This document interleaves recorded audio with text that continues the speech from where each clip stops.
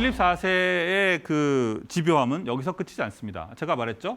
필립 4세는 유대인 또는 성전기사단과 그리고 교황의 유착을 의심했다고 말했습니다. 따라서 이제 성전기사단을 괴멸시켰으니까 그 다음에 누구를 처치해야 돼요? 누구를 처리해야 돼요? 바로 교황이죠. 그래서 필립 4세가 아비뇽 유수를 하게 되는 겁니다. 네. 당대의 교황이었던 클레멘스 5세를 시작으로 그 이후에 한 70년 동안 교황은 교황청으로 들어오지 못하고 아비뇽에서 지냈어야 했습니다. 그 모든 것들은 우리가 그냥 배운 것은 왜를 이해해야 되는 거예요. 우리가 그냥 단순히 아비뇽 유수가 있었다 이런 식으로 갈등이 있었다고 생각하지만 그 이면에는 이런 돈 문제가 있다고밖에 생각할 수 없는 것이죠. 네. 물론 우리가 배우는 역사에는 돈에 관련된 부분은 다 지워져 있습니다. 네. 하지만 이것을 복원해 보면 그 이면에는 돈에 대한 문제가 컸다는 것이죠. 자, 이제 이 시점에서 다시 한번 우리 성전기사단을 한번 들여다보도록 하겠습니다. 지금 여러분이 보시는 이 그린 초록색의 점들이 바로 성전기사단의 지부들이에요. 굉장히 많죠, 그죠? 굉장히 많이 있는데 제가 아까 말한 대로 성전기사단은 결국은 현대 다국적 은행의 시초라고 그렇게 볼 수가 있습니다. 업무적으로 보면 그렇다는 것이죠. 네. 여러 가지 은행 지부들이 서로 신용장과 수표 이런 것들을 자유롭게 교환하는 그러한 시스템이 되는 것이죠. 자, 그런데 여기서 좀 더 생각해 볼 부분이 있습니다. 바로 이 부분이죠. 이쪽 부분입니다. 이쪽 부분. 여기 왜 그러냐면은 잘 보세요. 성전기사단이 활동했던 시기는 뭐죠? 십자군 전쟁 시기입니다. 그죠? 십자군 전쟁 시기를 잘 보시면 이쪽 지역은 지중해입니다. 지중해. 그리고 이쪽 지역은 뭐죠? 동로마 제국입니다. 그리고 더 오른쪽은 레반트 지역, 예루살렘에 있는 중동 지역입니다. 따라서 성전기사단이 제대로 활동을 하려면 이쪽 지역에 지부가 있었어야 해요. 그죠? 그런데 이쪽 성전기사단의 지부들은 대부분 프랑스와 영국 쪽에 몰려 있고 정말 정작 중요한 지중해 지역은 전혀 존재하지 않고 있다는 것, 거의 없죠. 이것은 상식적으로, 논리적으로 이해가 되지 않는 거예요. 당연히 이쪽 지역이 금융업의 중심이 될 수밖에 없는 것이죠. 그리고 실제로 중세시대, 이 시대에는 이 지역이 금융의 중심지였습니다.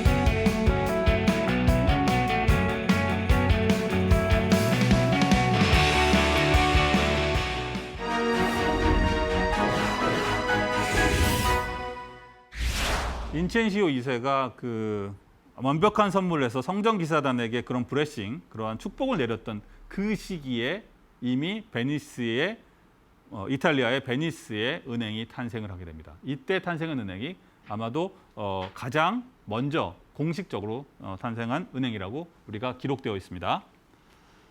자, 그리고 십자군 언쟁 시대 이후부터 금융 허브 역할을 하게 되는데요. 그때 당시에 프랑스 사람들이 그것을 뱅코라고 불렀습니다. 방코라고 불렀죠. 이게 탁자라는 의미인데 이 탁자라는 의미로부터 지금 현재 우리가 쓰고 있는 뱅크라는 단어가 파생되었어요. 그걸 왜 탁자였는가? 당시 이탈리아 베니스죠. 베니스에서 유대인들이 금융업, 환전업이나 대부업을 하면서 할 때 항상 탁자에 앉아 있었다고 하는 거예요. 탁자에 앉아서 기다리고 있으면 손님들이 와서 물어보고 이렇게 손님 맞이하는 것이죠. 그래서 탁자에 앉아서 항상 이런 업무를 봤다 해서 방코라는 그러한 이름으로 불렸고 그 방코가 이태리어 말의 방코가 결국은 지금 현재 우리가 쓰고 있는 뱅크라는 말로 이제 바뀌게 됩니다. 사용되게 되죠. 그래서 셰익스피어가 1600년에 발표한 베니스의 상인에 보면 샤일록이라는 유대인 그 은행가가 나오죠. 네, 고리대공업자가 나오죠. 그만큼 셰익스피어의 작품에 영감을 주었을 만큼 베니스와 이탈리아 지역은 금융의 허브였다. 이렇게 말을 할 수가 있어요. 네.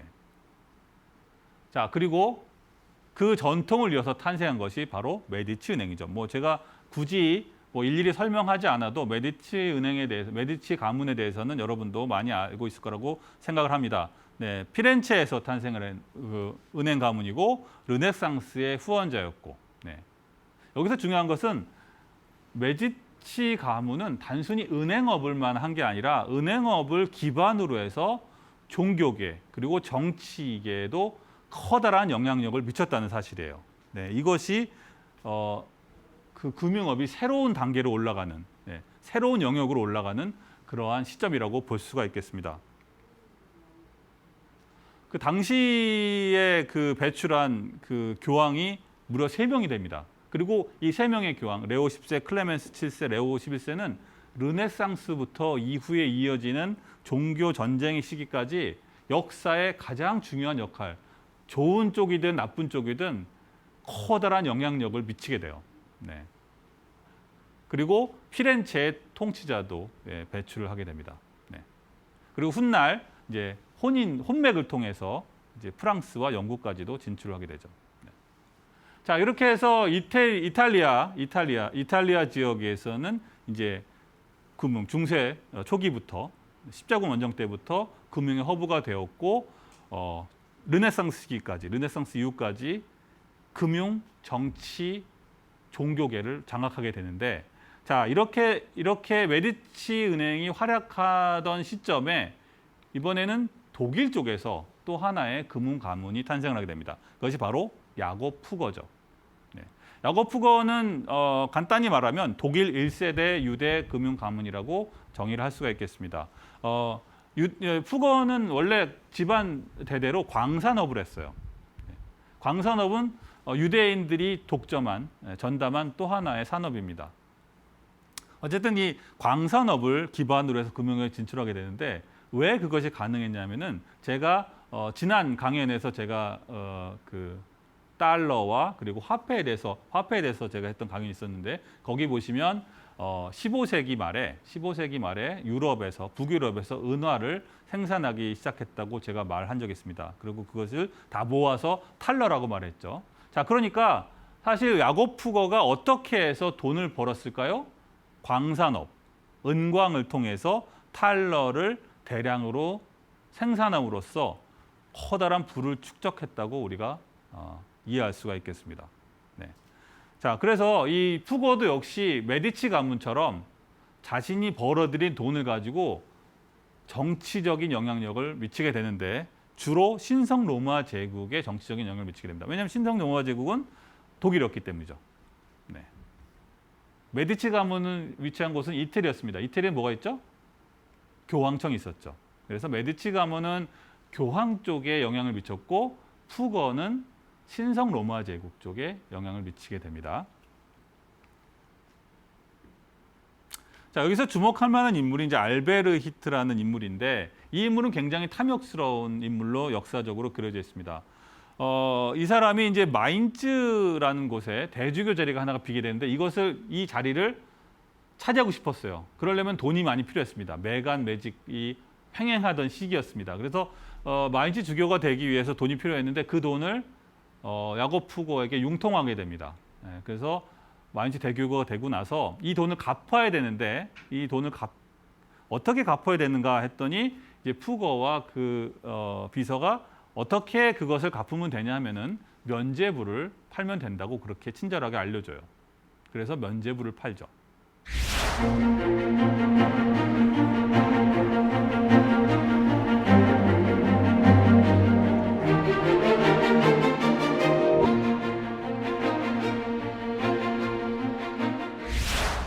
바로 그때 일어난 것이 종교개혁입니다. 마틴 루터가, 당시 성직자였던 마틴 루터가 이제 그 대학의 정문에다가 쫙 이제 그 대자보를 붙이게 되죠. 그러면서 당시 카톨릭의 매간 매직과 면죄부를 강력하게 비판하게 되는데, 그러면서 이제 종교 개혁이 시작되고 종교 전쟁이 일어나고 신교가 태어난 이 복잡한 게 되는 거에 모든 것의 시발점이 바로 이 벽에 붙인 이 대학교 벽에 붙였던 이 대자보였는데 거기에 적시된 매감, 매직, 면죄부 판매는 바로 이 두 사람이 만든 거예요. 네. 이 두 사람을 지목한 거나 마찬가지입니다. 따라서 결국 종교 개혁과 이어지는 종교 전쟁을 촉발하게 된 것은 결국은 이 금융업자의 역할이었다, 농간이었다 이렇게 우리가 말을 할 수가 있겠습니다. 네.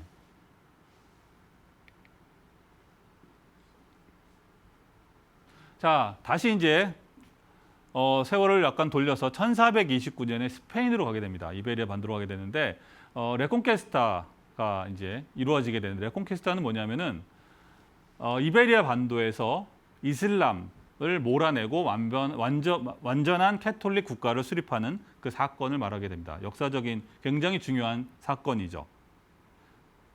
그 전까지 대략 한 700년 동안 이베리아 반도는 스페인과 포르투갈에 있는 이베리아 반도는 이슬람 지역이었습니다.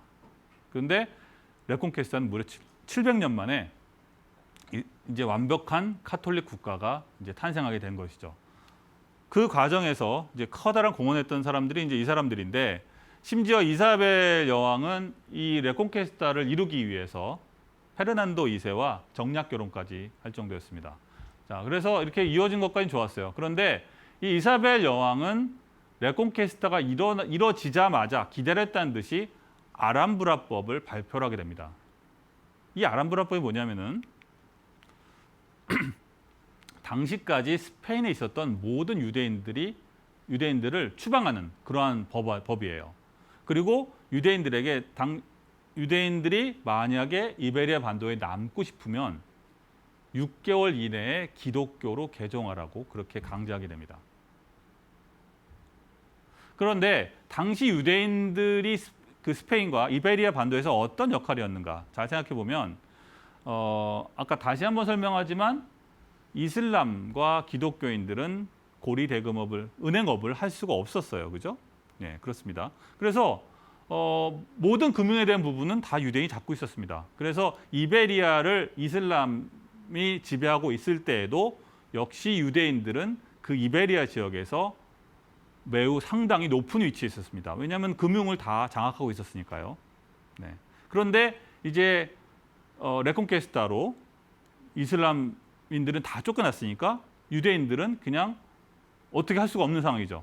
그런데 유대인들은 그 지역에서 중요한 역할을 하고 있었다는 것이죠. 돈도 많았고요. 네. 하지만 이 아람브라법 때문에 이 유대인들은 다 자기들이 살고 있었던 터전이었던 이베리아 반도를 떠날 상황에 처해지게 됩니다. 자, 그렇게 되는데 이 아람브라법의 진짜 목적은 무엇인가? 이 종교적인 문제로 이것을 이해하는 것은 단편적인 거예요.